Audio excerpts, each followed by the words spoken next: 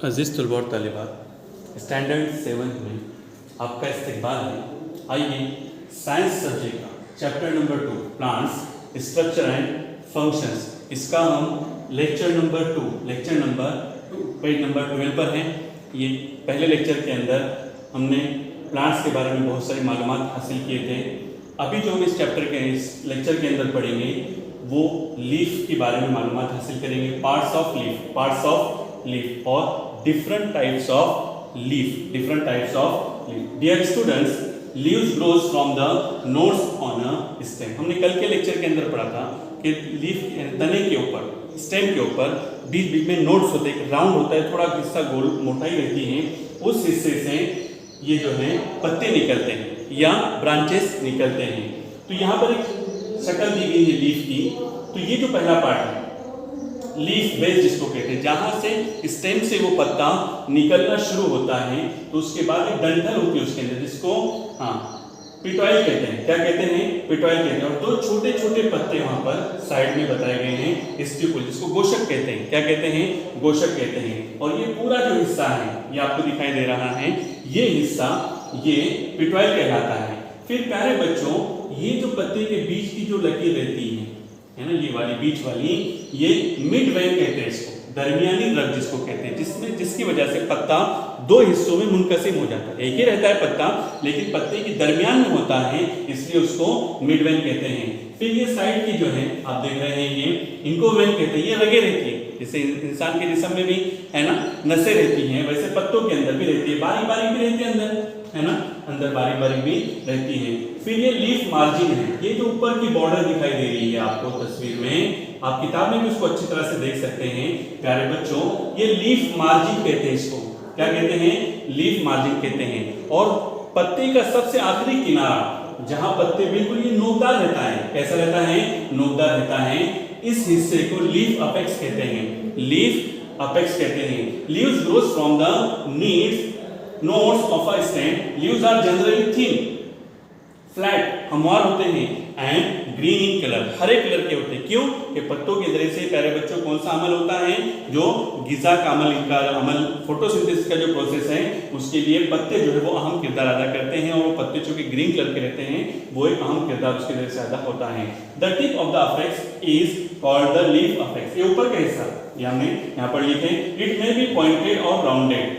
ये पॉइंटेड भी हो सकता है और गोलाई वाला हिस्सा भी हो सकता है। Leaves of some plants have a stalk called a petiole. यहाँ देखो, ये जो हिस्सा पेड़ है ना, जहां से स्टेम के जरिए से पत्ता जहां से निकल रहा है, पत्ते के और स्टेम के बीच का जो हिस्सा है, ये पेटॉइड, इसको उर्दू में डंठल कहते हैं। क्या कहते हैं?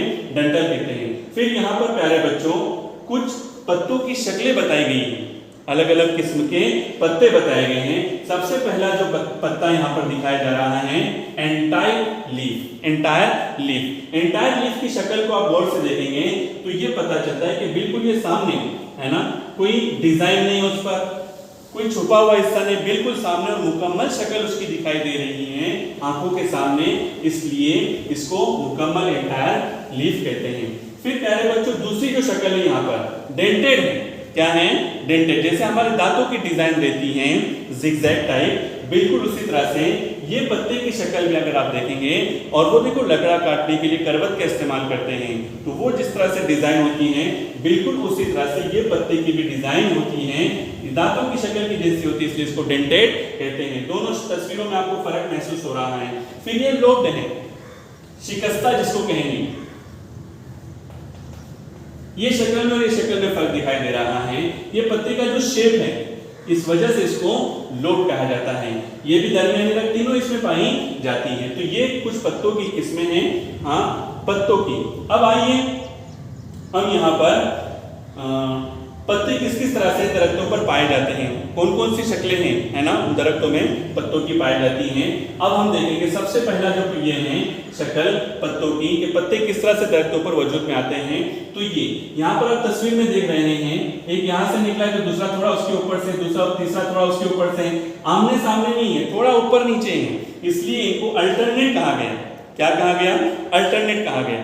जैसा ए बी सी, तो बी की जगह नहीं, ए के बाद डायरेक्ट सी, तो ये अल्टरनेट हो गया। कैसा हो गया? अल्टरनेट हो गया। तो बिल्कुल इस तरह से यहाँ पर भी पत्ते जो हैं ये अल्टरनेट शक्ल में हैं, इसलिए ये जो इस किस्म के पौधे होते हैं इनको अल्टरनेट लीव्स कहते हैं।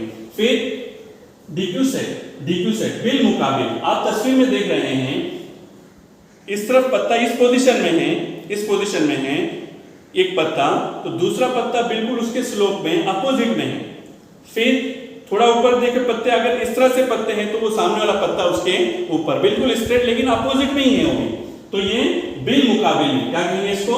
बिल मुकाबिल, है ना। और यहाँ अपोजिट में जो तीसरा किस्म बताई जा रही है वो तो बिल्कुल जैसा एक पत्ता यहाँ से तो उसके अपोजिट में बिल्कुल, यहाँ आमतौर पर बिल्कुल सादा पहचान है इसकी, दोनों थोड़े अलग है, लेकिन ये बिल्कुल एकदम आसान पत्तों की शक्लें हैं, ये बिल्कुल आमने सामने होते हैं, आमने सामने होते हैं, इसलिए ये अपोजिट है।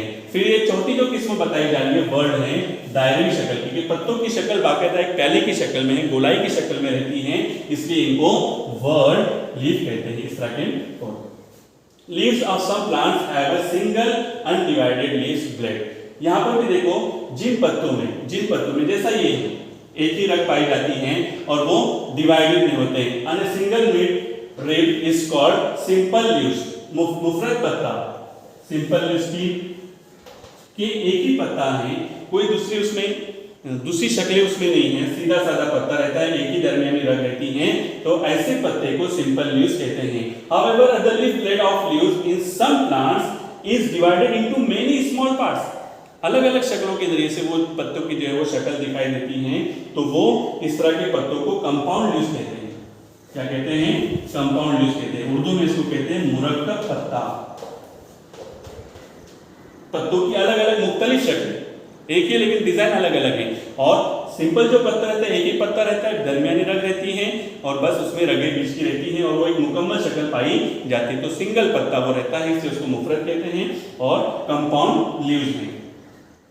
फिर यहाँ पर क्या है बच्चों, एक हाइबिस्कस फ्लावर, जासुंदी का फूल है, इसका रिप्रोडक्टिव सिस्टम इस तरह से होता है और वो पत्ते के उस फूल के अंदर की मुकम्मल चीजों के नाम कैसे हैं ये यहाँ पर शक्ल के अंदर बताया गया है। पत्ता यानी वो फूल जहां से कली शुरू होती है उसके पहले का जो हिस्सा है पेडिकल जिसको कहते हैं, क्या कहते हैं? डंठल जिसको कहते हैं। हम जो हाथ में पकड़ते हैं ना हिस्सा फूल के नीचे की बिल्कुल डंडी जो रहती है उसको डंठल कहते हैं, है ना। फिर फूल खिलने से पहले जो कली रहती है वो ग्रीन जो पत्ता रहता है उसके अंदर वो रहती है, वो पहले की शक्ल में, किसकी शक्ल में? पहले की शक्ल में, तो वो कैलेक्स, क्या नाम है उसका? कैलेक्स है। कैलेक्स उर्दू में कहते हैं। कली पूरी उसके अंदर छुपी हुई रहती है फूल खिलने के पहले का ये। फिर उसके बाद जो कली जब खिलती है तो फूल की शक्ल इख्तियार करती हैं, तो फूल के जो मुख्तलिफ रंग होते हैं उनकी खुशबू होती है वो उसके अंदर समाई हुई रहती है, तो वो जो कलर है जो भी है या जो पत्ते हैं वो कोरोला कहते हैं। पेटल पत्तियां जिसको कहते हैं उसका नाम पेटल। फिर सबसे ऊपर का हिस्सा स्टिग्मा जिसको कहते हैं, क्या कहते हैं? स्टिग्मा। और ये anther and filament, anther and filament, anther and filament, है ना।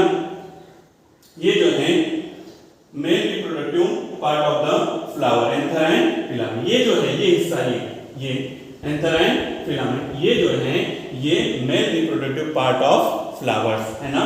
इसके जरिए से दूसरी नस्ल को वजूद में लाने का वो जरिया रहता है। ये दो पार्ट से याद रखने का, एंथर, उनसे एंथर एंड फिलामेंट, तस्वीर में आप लोग देखना। और ये जो है ओवरी, ये फीमेल पार्ट, बेजादान जिसको कहते हैं ओवरी, ये जो है female part of flowers, reproductive part of flower, ये मादा कोट और ये नर कोट जो है ये। One end of the pedicel is attached to the stem, ये जो हिस्सा रहता है ये स्टेम से जुड़ा रहता है, किससे जुड़ा रहता है? स्टेम से जुड़ा रहता है। कैलेक्स हमने यहाँ पर पढ़ा इसके बारे में। कोरोला ये ऊपर दिखाया गया है ना, पत्ते का रंग खुशबू वगैरह जो रहती है। Androecium this is the male reproductive part of the flower, anther and filament. ये नाम याद रखने का, एंथर एंड फिलामेंट, जो ऊपर इस तरफ नाम दिए गए हैं ये आप तस्वीर में देख लेना। ये the male part, reproductive part of the flower. और फिर gynoecium female reproductive part of the flower. इसमें स्टिग्मा, ये ध्यान में रखना, स्टिग्मा ये फीमेल पार्ट, स्टिग्मा। फिर स्टाइल और स्टाइल है ओवरी। यहाँ पर ये जो है ये जो नाम है ये तमाम नाम जो है ये female part of the flower, reproductive part of flower. फिर प्यारे बच्चों उसके बाद नीचे जो दिया गया है फ्रूट्स का, एक पौधे की जो प्लांट्स की जो एक और शक्ल रहती है, जैसे लीफ है ना, लीफ है, स्टेम है, इसके बारे में हमने मालूमात हासिल किए। अब जो हम मालूमात हासिल करेंगे वो फ्रूट्स के बारे में। स्टेम यानी प्लांट का जो अहम हिस्सा है ये फ्रूट्स भी हैं। अब फ्रूट्स भी डिफरेंट टाइप्स के हैं, जैसे यहाँ पर कुछ नाम दिए गए। Each type fruit has its own characters. Her fruit की जो है अपनी अपनी एक अलग अलग खुसूसियत रहती है। तस्वीर में लास्ट शक्ल के अंदर आपको दिखाया गया 2.11 वहां पर आप शक्ल के अंदर देखिए मुख्तलिफ किस्म के फ्रूट्स वहां पर बताए गए हैं और फिर उनकी बीजों की शक्लें भी बताई गई हैं। तो वो बीजों की शक्लों को ध्यान में रखते हुए फ्रूट्स को जो है वो डिवाइड करना है कि वो कौन सा है, एकदाला नबातात है कि दो दाला नबातात है। तो जैक फ्रूट फनस जिसको बोलते हैं, है ना, मैंगो है, आम है, केशर है, काजू है। The seeds divided into 2 parts. अगर इनके बीज को आप नम जगह पर रखेंगे या कपड़े के अंदर रखेंगे और उसको अगर दबाएंगे तो अगर उसके 2 हिस्से होते हैं उस बीज के, जैसा काजू है, काजू के बीज के आप देखते हैं कि उसको अगर थोड़ा दबाओ तो उसमें से 2 हिस्से निकलते हैं। तो वो अगर 2 हिस्से निकलते हैं तो वो सीधा सीधा जो प्लांट है कौन सा है, डाइकोटाइलोलेडोनस, है ना, 2 दाला नबातात है। और अगर वो सीड डिवाइड नहीं होता, अगर वो सीड डिवाइड नहीं होता, सिंगल ही रहता है, तो वो मोनोकोटाइलेडोनस, है ना, ये एकदाला नबातात जिसको कहेंगे। तो प्यारे बच्चों ये पत्तों के बारे में मालूमात थी, फूल के बारे में मालूमात थी, अहम पार्ट है वो भी, रिप्रोडक्टिव सिस्टम कैसा होता है वो भी उसके जरिए से समझाने की कोशिश की गई है। और फिर लास्ट में आपको फ्रूट्स के बारे में बताया गया कि उनके जो बीज होते हैं हम उनको कैसे पहचानेंगे कि वो 2 दाला है कि एक दाला नबातात हैं। तो ये पूरा लेक्चर है, हम उम्मीद करते हैं आप इसको अच्छी तरह से मुकम्मल आखिर तक देखें ताकि आपको समझ में आ जाए। टेक्स्ट बुक आपके सामने जरूर रखना, टेक्स्ट बुक आपके सामने जरूर रखना। अगले लेक्चर में दोबारा मुलाकात होगी, तब तक के लिए इजाजत चाहते हैं। अस्सलामु अलैकुम व रहमतुल्लाहि व बरकातुहू।